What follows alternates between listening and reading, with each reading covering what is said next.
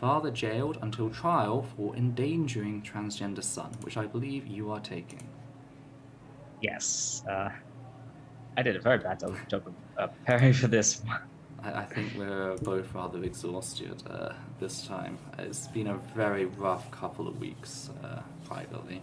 So, I can't yeah. even remember why. I don't remember what happened. I just know that I'm exhausted. Anyway, yes, in Vancouver, a father has been detained following repeated violations of a court order preventing him from publicly sharing information about his child's transition.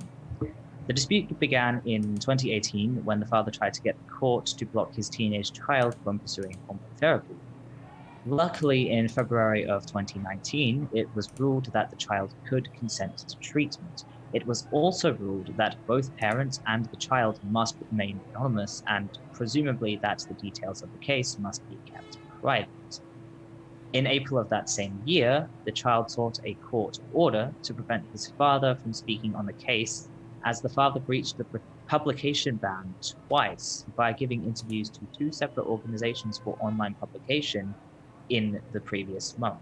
So he couldn't even go a month before trying to violate this order.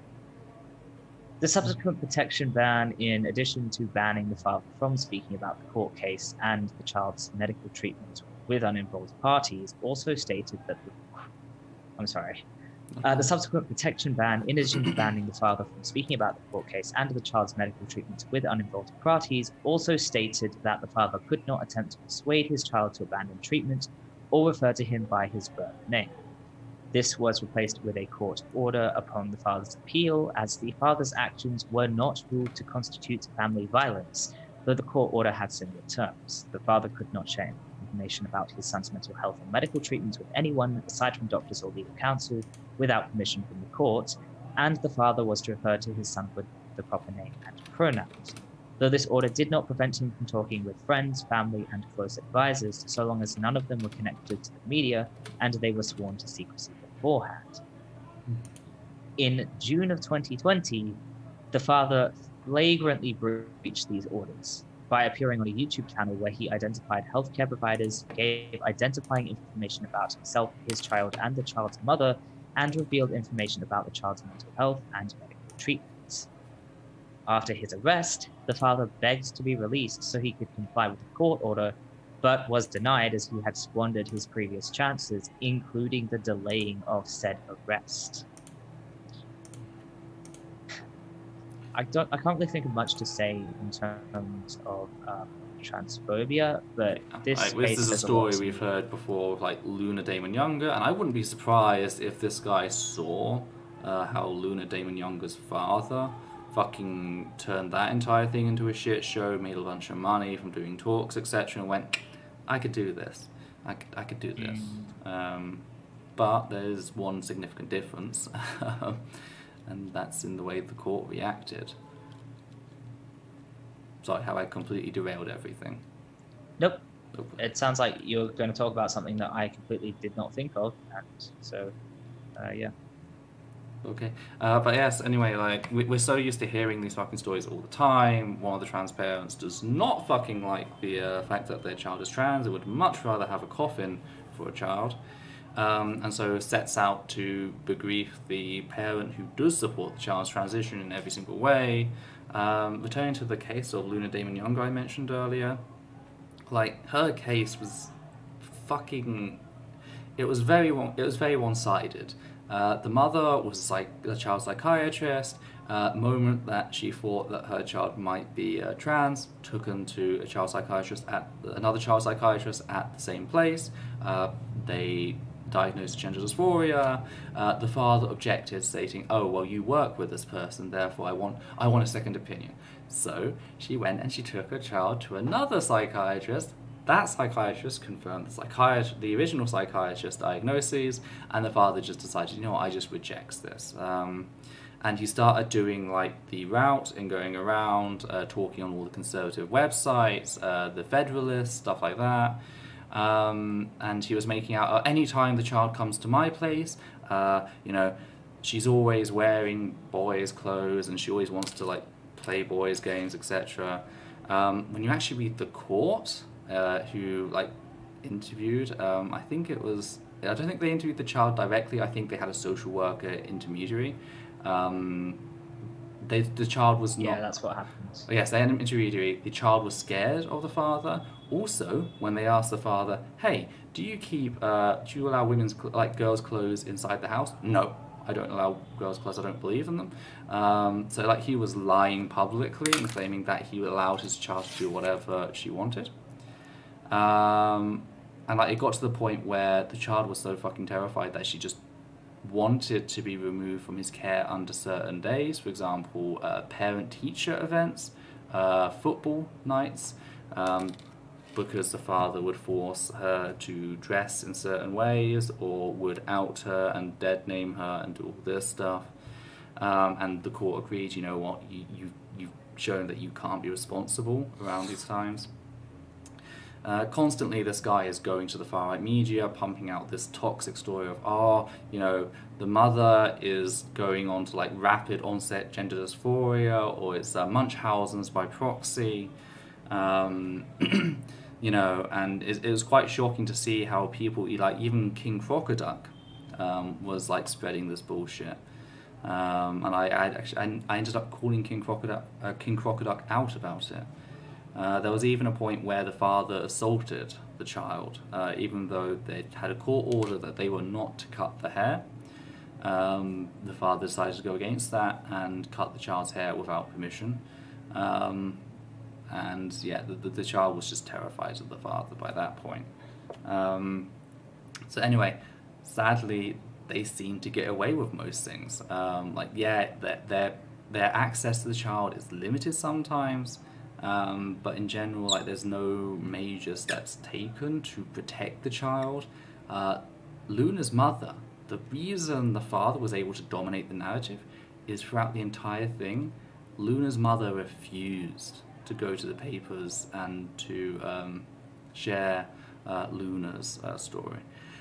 Just to be clear, Luna's not the one case we're talking about now. The case we're talking about now is about a trans guy, if I'm correct.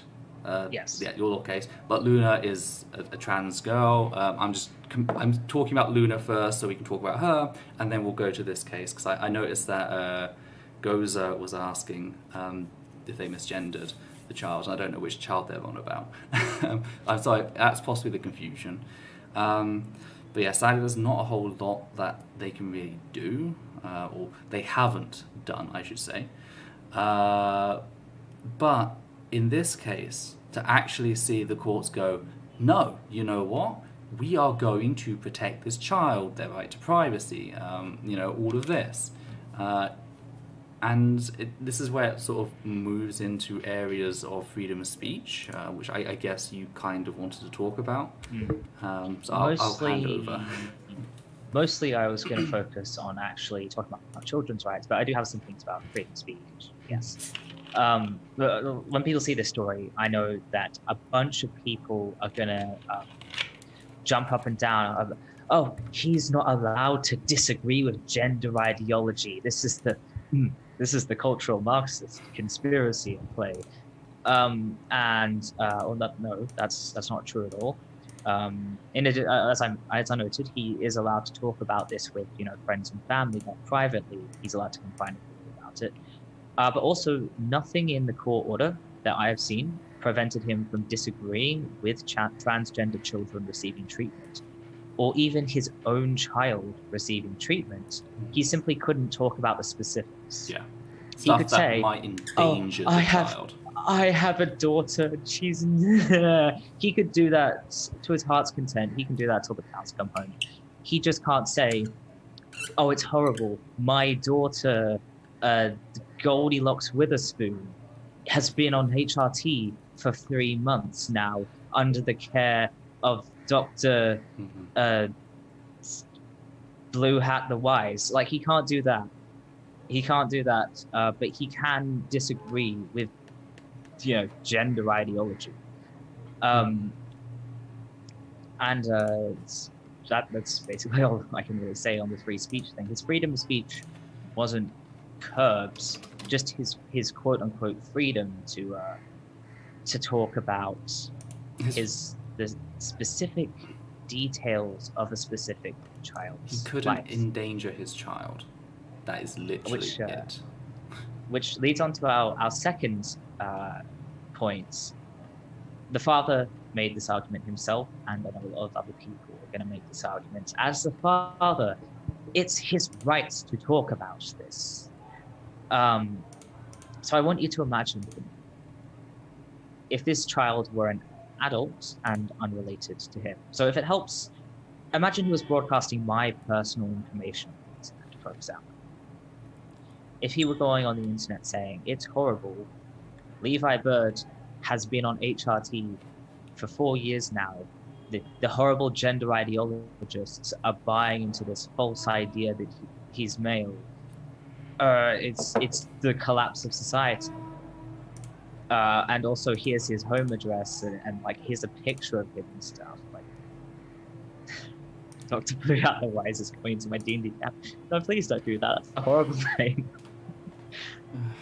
If he were doing this to an adult unrelated to him, like me, for example, we would instantly recognize this as highly unethical and highly damaging, even if we assume that there was some way for him to get the information that meant he wasn't stalking. I mean, it's like that would be so incredibly damaging. On a basic level, it's doxing. It's just like doxing. Yeah.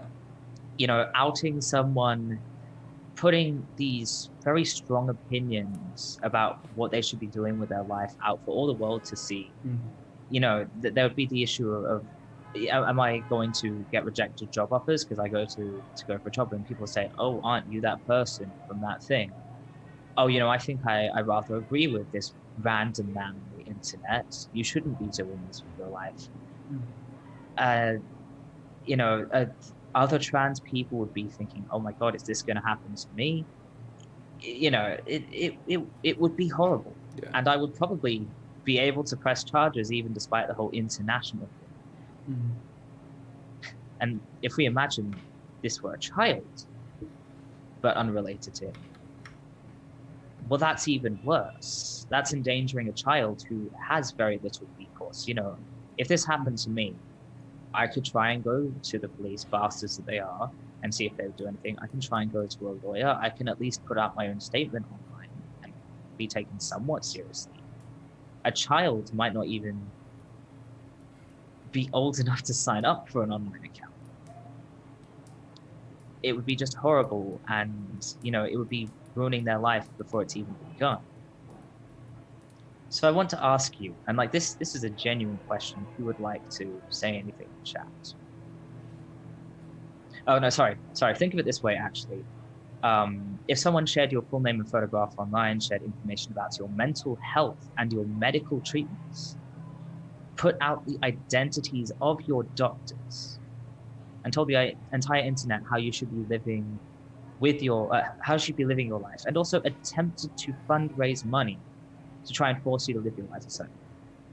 Just think about how bad that would be for you, how scary, how stressful, the repercussions, the harassment you would endure from all that, how it would mess up with your life. And now that I've completely messed up my perfect notes here by reading them out of order, here is my question. What is it about a parent doing this versus a stranger doing it which mitigates any of that harm? You know, is there anything that I've listed here, potential harm, which, if it's done by a parent, goes away? And here's where we get into this idea of children's rights and parental quote-unquote rights, is that we as a society do not believe children have rights, and we do not believe children are worthy of deserve protection if they're being harmed by their parents. You know, the courts legitimately ruled this did not constitute family violence, where if this were done to a stranger, this would be considered extremely violent. And I don't really know what to say about that, except that it's really, really, really messed up, this idea that just because it's your parent doing this to you, it's okay. That if you're a child in relation, or not even a child, but just if you if someone gave birth to you, they're allowed to hurt you in these horrible, horrible ways. And, you know, the court will give them chance after chance after chance, even recognizing they've done something wrong. This idea that parents genuinely think they have the right to spread information about their child when they know their child wouldn't be okay with it, when they know that their child would be harmed by it, when it's completely unnecessary. Yeah, I don't really know how to build on that exactly. I don't understand this logic at all. It goes back to the whole, oh, it's okay to beat my child because they're my child. It's like this idea of children as property. So yeah. Yeah. It's absolutely horrific. Actually, speaking of the corporal punishment thing, something I've noticed is very interesting, I think, is how, like, if you're an adult and another adult hits you, then you have legal recourse. But if you're a 6-year-old child and an adult hits you, it's not only that you can't do anything about it, but you're expected to endure it. You've deserved it. It's very interesting how apparently an adult, a full-grown adult, needs more protection than a small child. It's very much this idea that children are property, and you're allowed to do because they're property, you're allowed to do whatever you like to them, even when it's demonstrably harmful. The thing is, this is just completely fucking backwards, you know. The idea of parental rights as like bandied around by anti-trans like people, like just they shouldn't exist. I say they don't exist in law. They don't, but sadly in social circles they sort of do. When we talk about parental rights, we mean parental responsibilities. You brought this child into the world, you have a responsibility to ensure that they are safe and well, and endangering them in this manner, hitting them, sharing private information that could result in them being hurt, that is not doing that. That is not living up to your responsibility. It is neglect, it is abuse, and it should be treated as such. And it's very interesting, this idea of I have a child, therefore I should have the right to choose how they live.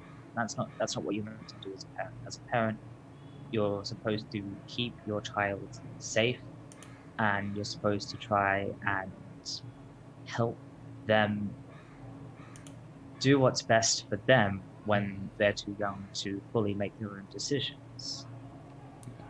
And sometimes you do have to make choices for them. You can't ask a 6-month-old baby or even a toddler what they want to do. And sometimes if you do ask them, they want to do things that are very bad for them, like I don't want the needle. But so many parents do not make enough of an effort they don't make an effort at all. The sorts of parents who tell their children how to dress, for example. You're not going to dress like a goth because I don't like it. That sort of thing. Mm-hmm. They're not trying to protect their child and facilitate their child making the best decisions for them.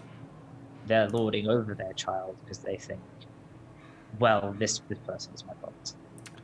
I get a sense that a lot of this is like resentment brought around by the facts that, oh, this was done to me.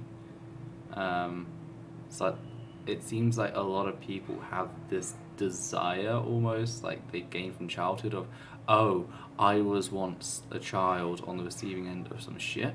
I look forward to one day having my own children so I can give them the same shit. I can be the one in power. It's a really twisted Actually, it's interesting you say that. Like, the fact that this father is talking about this issue specifically in terms of my child is doing this, it sounds like I haven't seen any of the stuff that he's put out, but it sounds like he's taking it personally, like I'm being attacked by my child doing this. He's presenting himself as the victim. It's this complete inability to understand that his child is a separate person who should be able to make their own, who needs to be able to make their own decisions and be their own person. So, is that everything, do you think? You covered all. One thing I did forget to say I knew I was forgetting something about the whole free speech thing. I'm sorry. One thing I forgot to say about that is the only reason he was barred from even the slight thing of not sharing all of his child's personal information online, like that very slight thing that he shouldn't be doing anyway. The only reason he was banned from doing that is because it became a court issue. And like, this isn't unlike, I'm pretty sure that this is true for most, if not all, court cases where you're not allowed to talk about the case publicly, right? The only reason he was restricted in the first place is because he insisted on taking this to court because he was that desperate to control his child that he had to try, and he hoped he could, and of course it did not pan out that way in this one rare case. He thought, I can go and get the court to make sure my child gets in line and does what I want them to do and makes them be who I want them to be. So he brought this on himself. So I don't want any people going on about fucking free speech when not only did he bring about the circumstances for him to have his quote-unquote free speech taken away in the first place, but also he specifically brought about those circumstances to take away his child's freedom of expression and their ability to identify themselses, say, I am this gender and I am this name, which is so much worse than being told you're not allowed to say certain things on the internet. Yeah. I'm glad it backfired. But by the way, the internet is not owned by the government. You are not allowed to say certain things on the internet no matter where you go. There is always a terms of service. So this idea that his free speech was taken away is doubly wrong, because no one has complete freedom of speech on the internet. So it's just wrong on so many levels. The free speech thing is just a way to make violent, oppressive people who want to take away other people's freedoms sound like a victim. He was trying to take away his child's freedom of expression and his child's ability to identify who they are, not who they want to be, but who they are. And in return for that, he got like a slap on the wrist, and he just could not deal with that. That's why it's just someone got really did backfire for him. Someone got banned in chat for saying like children progressors are almost always reactionary. It's like, no, I think it's just our standards of like what's left wing, are rather shit at the moment. I mean, you look at what like passes for left online these days. Oh, I can say all of the ableist, racist, transphobic slurs I want, and I am still part of the dirtbag left. No. Yes. Dry Snyder, I can't relate to parents who want to treat their kids as property. Neither can I. It's just a really sad outlook on life and children. I have no intention of having children myself, but I could never understand why someone would look at things from that perspective. Like, do something better, get a hobby. I really can't understand the degree of violence we inflict upon children in this society on any level, in any context. I'm not a fan of kids at all. I honestly hate kids, but whenever I see a kid like this, in my brain, there's just this must protect instinct that lights up. And like the idea of hitting a child, the idea of telling them that they can't express themselves is just absolutely reprehensible to me. Certainly the idea of it's amazing how the people who have no intention of having children are sometimes like the most compassionate towards them. Because it's just, it's something I've noticed. Oh, we have received a $2 donation from Lee Spanner. Thank you very much. That will be very helpful in paying for the Zoom call. We use Zoom. They sent us a pair saying cool. So thank you very much. Anyway. Right, so Ethel, I'm sorry. Did you put me and compassionate in the same sentence? I'm obviously not trying hard enough. Sorry, empathy bird.